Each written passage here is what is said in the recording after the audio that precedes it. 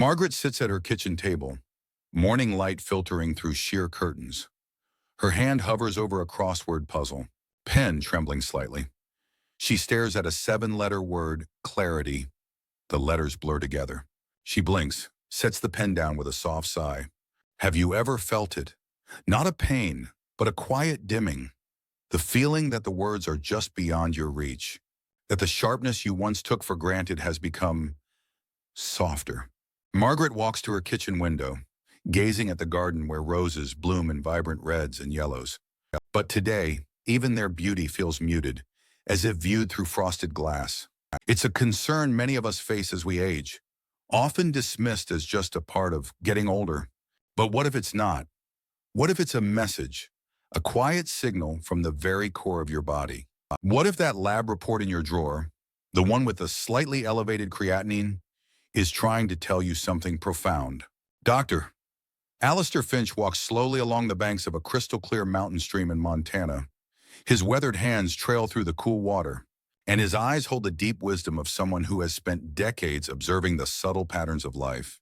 My name is Dr. Alistair Finch. I'm what you might call a somatic ecologist and longevity navigator. Now, I know those titles sound fancy, but they really mean something quite simple. I help people understand that their body isn't a machine that needs fixing. It's a river that needs to flow clear. He kneels beside the stream, cupping the pristine water in his palms. My father taught me that a healthy river is a flowing river. He was a fly fishing guide right here in Montana, and he could spot a blockage miles away just by the change in the water's clarity. Dad had this gift. He could read the current, predict where the fish would be, understand the entire ecosystem with just a glance. Dr. Finch's voice grows tender, more personal. But when Dad turned 70, something changed. The man who once navigated these waters with such precision began to lose his edge. His words became harder to find. His step grew uncertain. The doctor said it was age-related kidney decline, high creatinine, you know the drill. But I looked at what had changed in Dad's life. He stands, water dripping from his fingers back into the stream. After Mom passed, Dad stopped cooking the fresh meals they used to share. He turned to convenience foods, processed meats, quick fixes, and I realized it wasn't age that was dimming his light. It was the sediment he was unknowingly pouring into his inner river every single day. The camera captures Dr. Finch's reflection in the clear water. That's when I understood the human body is like this stream.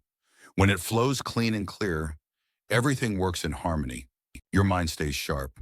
Your energy flows freely. Your spirit feels light. But when we dump the wrong things into our inner river, when we allow it to become clouded with debris, everything downstream suffers. He looks directly into the camera with gentle intensity.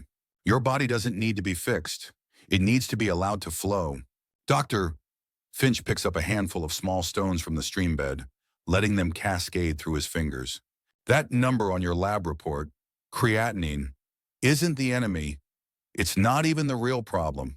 Think of it as your river's way of telling you there's too much sediment, that the flow is becoming sluggish.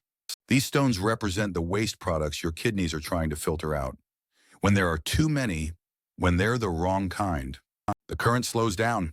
He tosses the stones into the water, watching the ripples spread. The question isn't how to artificially lower that number with medications, though sometimes that's necessary. The deeper question is, how do we clear the stream? How do we identify what's creating the blockage? And what helps restore the natural flow? The camera pulls back to show the vast, pristine landscape. Today, I'm going to give you a map. Not a complicated diet plan, but a simple guide to recognizing the gravel you need to remove from your river and the pure water you need to add. This isn't about restriction. It's about restoration. It's about helping your inner river run clear again. Dr. Finch stands in a typical American kitchen, opening a refrigerator filled with familiar foods. He pulls out a package of sliced turkey deli meat, examining the ingredient list with a slight frown. Here's where most people get trapped. Your doctor says, cut back on red meat for your heart. Smart advice. So you think, I'll switch to turkey. It's lean, it's white meat, it's heart healthy. And you start making these sandwiches every day for lunch. He sets the package on the counter, the fluorescent kitchen light making the processed meat look almost artificial. But here's what nobody tells you You've just traded one boulder for a bucket of toxic sludge. These aren't food. They're chemical concoctions designed for shelf life, not life itself. Look at this ingredient list: sodium phosphates, sodium erythorbate, sodium nitrite. Your kidneys don't recognize these as nutrition. They recognize them as pollution. The camera zooms in on the fine print of the label.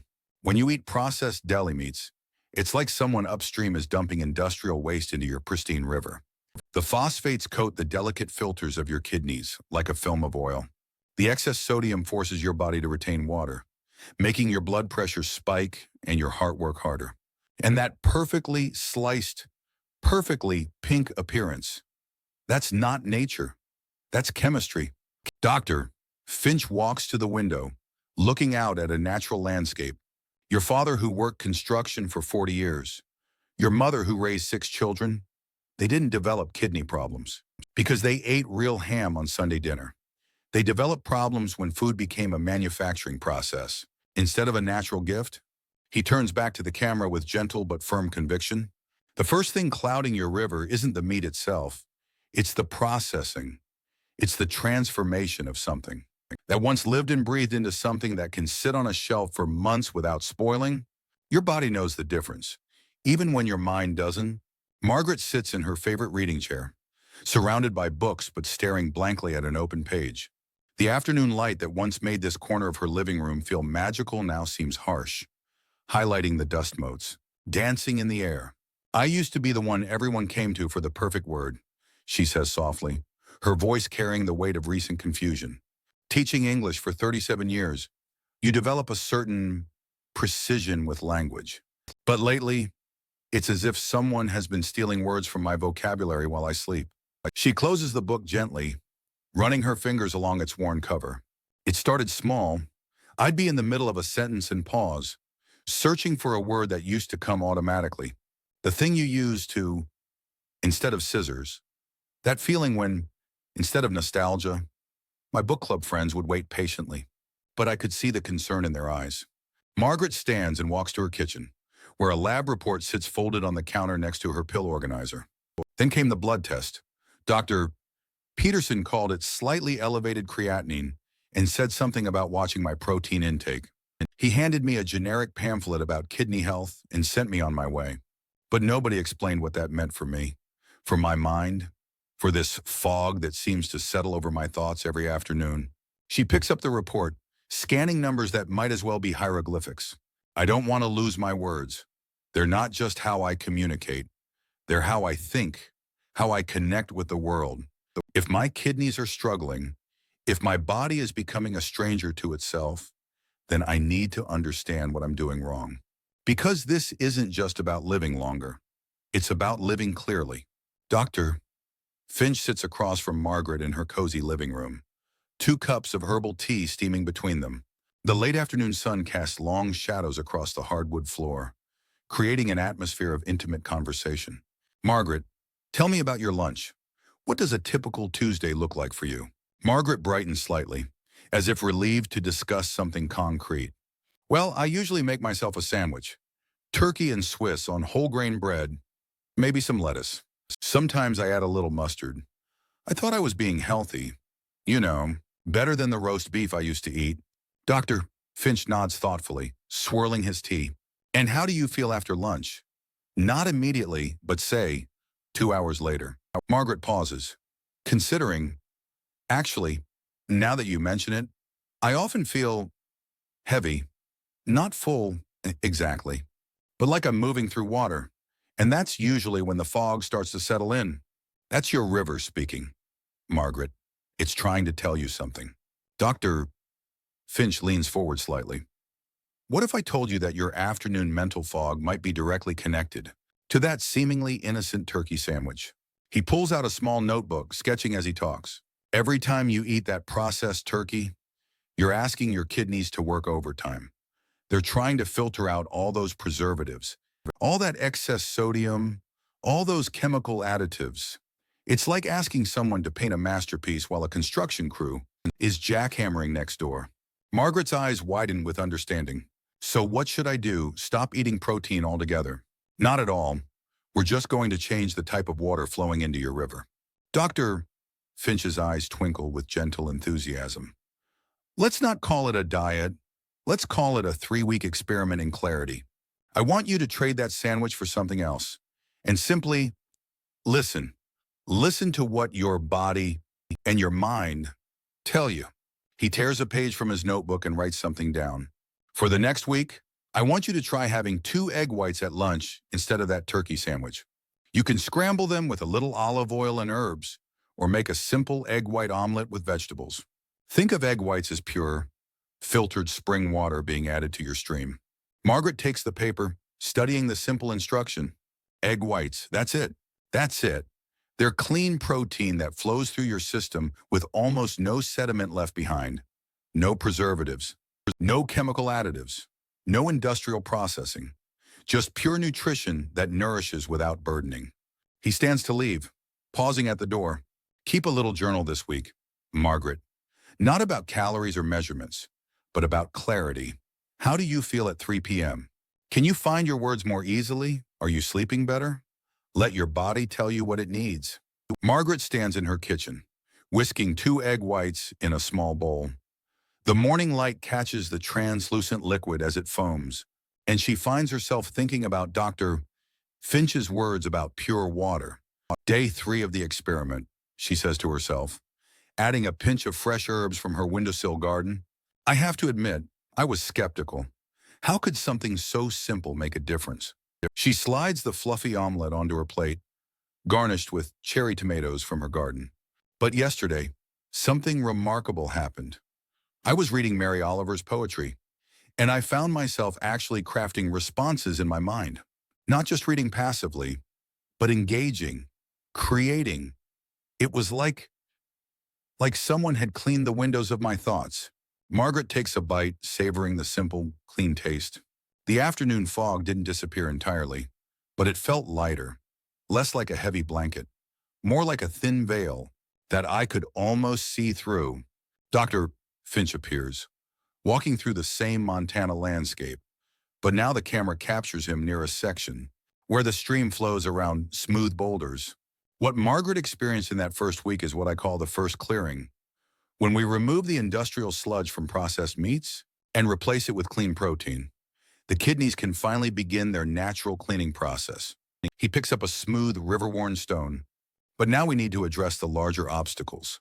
Margaret, like many people her age, had been told to eat more red meat for iron, for strength. She'd been having a small steak twice a week, thinking she was supporting her health. Margaret sits across from Dr.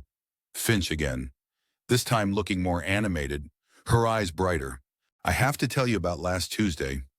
I was at the grocery store, and I found myself actually looking forward to cooking. Not just eating, but the process of creating something nourishing. I haven't felt that way in months. That's wonderful. Margaret, now I want to ask you about your dinner routine. You mentioned you have steak twice a week. Margaret nods. My doctor said I needed iron. Said women my age often become anemic. Dr. Finch pulls out a piece of paper and begins sketching again. Margaret, imagine your river flowing smoothly after our first change. Now imagine someone upstream throwing heavy gravel into the current. That's what red meat does to your system, especially when your kidneys are already working hard. He draws a river with large stones creating turbulence. Red meat is like dumping heavy rocks into your stream. The creatine in beef and pork naturally breaks down into creatinine, exactly what your kidneys are struggling to filter. But it's not just the waste products. Red meat is highly acidic, which changes the pH of your internal environment, making it harder for your kidneys to function optimally. Margaret looks concerned. But what about the iron? What about protein? Let me introduce you to something that will change your entire relationship with dinner. Dr. Finch's eyes light up. Whitefish, cod, haddock, sole. Think of whitefish as smooth, clean pebbles that provide substance and nourishment, but flow easily through your system. He sketches fish swimming in clear water. Whitefish gives you complete protein. It's rich in omega-3 fatty acids that actually help reduce inflammation in your kidneys. And it leaves almost no toxic residue. It's like adding beneficial minerals to your river instead of dumping gravel. Margaret tries her first piece of baked cod that evening, seasoned simply with lemon and herbs. As she takes the first bite, she's struck by how light it feels, how her body seems to welcome it rather than struggle with it. It's strange.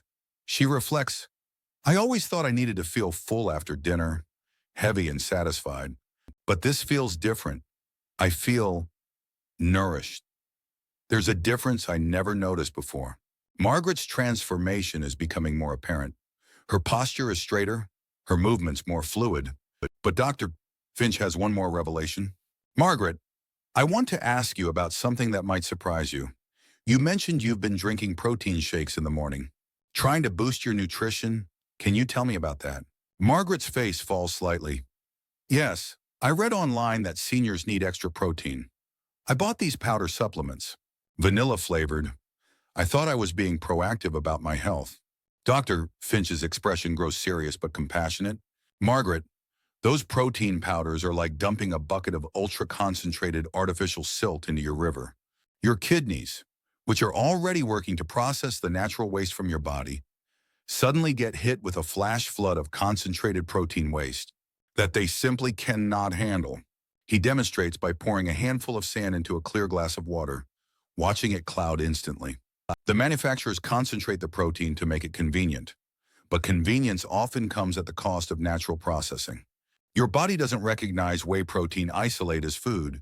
It recognizes it as a chemical emergency that needs to be filtered out as quickly as possible. Margaret looks defeated. So what should I do for breakfast? Dr. Finch smiles warmly. I want to introduce you to something that will amaze you. Quinoa. It's not just a grain. It's a complete protein that your body recognizes as real food. He pulls out a small bowl of cooked quinoa, its tiny grains glistening like pearls. Quinoa is like nutrient-rich, plant-based minerals that don't clog your river. Instead, they gently settle along the banks, nourishing your entire system with complete protein, fiber, and essential minerals. You can have it for breakfast like oatmeal. With berries and a touch of honey, 3 weeks later, Margaret sits in her book club meeting, but this time something is different. The afternoon light streaming through. The community center window seems brighter, more alive. She's been quiet for most of the discussion about this month's novel, a complex literary work that would have challenged her even in her prime. Susan, the club president, poses a question about the author's use of symbolism. The room falls silent as members struggle with the abstract concept. Margaret feels something stirring inside her, not the familiar frustration of reaching for words that aren't there, but a gentle bubbling up of ideas, like a spring finding its way to the surface. I think, she begins, her voice stronger than it's been in months. The author isn't just using the river as a metaphor for time. It's more complex than that. The words begin to flow, clear and purposeful. The river represents the unconscious mind. Yes. But notice how the protagonist's relationship with the river changes as she ages. In childhood, she fears it. It's chaotic, unpredictable. In middle age, she tries to control it, build bridges, redirect its flow. But in the final chapters, she learns to read it, to understand its rhythms. She becomes not its master, but its partner. Margaret pauses, amazed by her own clarity. The river doesn't change. She does. She learns to work with its nature instead of against it, and that's when she finds peace. Not in controlling the current, but in understanding how to navigate it. The room is completely silent. Margaret looks around at her friends' faces, seeing something she hasn't seen in months. Admiration, respect, and a touch of awe. Margaret, that's brilliant, Susan whispers. I never saw that connection. In that moment, Margaret doesn't think about creatinine or kidneys or protein choices. She thinks about the river Dr. Finch showed her, flowing clear and strong through the Montana wilderness. She thinks about the words that are no longer hiding from her, but flowing through her like that pristine stream. The fog has lifted. The words have come home. She smiles, feeling more like herself than she has in years. Dr. Finch stands once again by the Montana stream, but now the camera captures him from a different angle. Not as a distant expert, but as a trusted guide speaking directly to each viewer. Margaret's journey wasn't about memorizing a list of foods. It wasn't about following another diet or restricting herself into health. It was about something far more profound. She learned to become the guardian of her own inner river. He kneels by the water's edge, his hands gently cupping the flowing stream. She learned to listen to its flow, to recognize what muddied its waters and what helped it run clear. She developed an intimate relationship with her body's wisdom, trusting its signals more than generic advice from well-meaning sources. The camera pulls back to reveal the entire ecosystem around the stream, the thriving plants, the darting fish, the birds that come to drink. This is a power we all possess, regardless of age, regardless of how long we've been living with confusion or fatigue, or that persistent mental fog. Your body is not broken. Your mind is not failing. Your river is simply asking for clearer water. Dr. Finch stands, water dripping from his fingers back into the stream. The clarity Margaret found in her thoughts, in her words, in her very sense of self. This isn't reserved for a lucky few. It's your birthright. It's what happens when we stop fighting our body's natural processes and start supporting them. He looks directly into the camera with gentle intensity. Your journey from concern to clarity doesn't require perfection. It requires partnership. Partnership with the river that flows within you. Dr. Finch picks up a smooth river stone, then sets it gently back into the flowing water, watching it disappear beneath the surface. All of these changes, replacing processed meats with clean proteins, choosing white fish over red meat, trading artificial supplements for whole foods, all of these are powerful, but they become 10 times more effective with one simple habit that most people overlook. He cups his hands, letting the clear mountain water flow through his fingers. Your river needs enough water to flow. Hydration isn't just about quenching thirst. It's about providing the very medium that allows waste to be carried away efficiently. A sluggish, low-water stream will always be murky, no matter how clean the things you put into it are. The camera follows a leaf as it's carried swiftly downstream by the current, but a strong, flowing river can carry away sediment with ease. Your kidneys are designed to filter and clean, but they need sufficient water volume to do their job effectively. When you're properly hydrated, everything else we've discussed works better. Dr. Finch fills a simple glass with stream water. Your first and most important job as the guardian of your inner river is to ensure the water is always flowing. Not just when you feel thirsty, but consistently, gently throughout the day.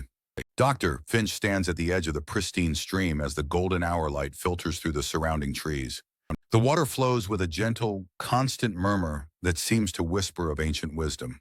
So I ask you not to just follow a new diet plan, but to begin a new conversation with your body. Start your own journal of flow, not counting calories, but noting clarity. What is one piece of gravel you can remove this week? What clean water can you add? He smiles with the warmth of someone who has witnessed many transformations. Your journey from concern to clarity starts with that first, gentle act of listening. The camera slowly pulls back as Dr. Finch's final words echo over the sound of flowing water. Tend to your river. The clarity is worth it. The screen fades to black, leaving only the peaceful sound of water flowing over stones.